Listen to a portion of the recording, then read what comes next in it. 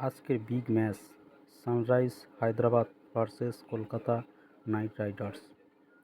আর সবচেয়ে ইম্পর্টেন্ট কথা, ম্যাচটা হচ্ছে কলকাতাতে, মানে কেকেআরের হোম গ্রাউন্ডে। পিচ রিপোর্ট সম্পর্কে বলতে গেলে জানতে হবে, আজকে ম্যাচ হচ্ছে ইডেন গার্ডেনে। এই পিচ জেনারেলি ব্যাটিং ফ্রেন্ডলি। এই মাঠে ফার্স্ট ইনিংসে স্কোর হতে পারে 170 থেকে 190। যে টিম টসে জিতবে আগে বল নেবে। চলো দেখে নেওয়া যাক হায়দ্রাবাদের প্লেয়ার কেমন।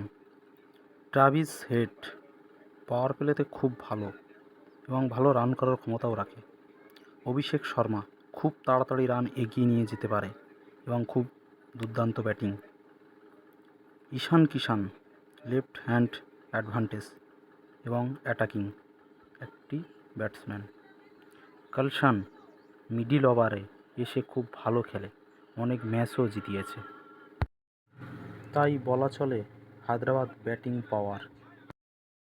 এবার আসি কেকেআর টিম সম্পর্কে। আজিঙ্কে রাহানে খুব ভালো ব্যাটিং। রিঙ্কু সিং খুব ভালো ফিনিশার।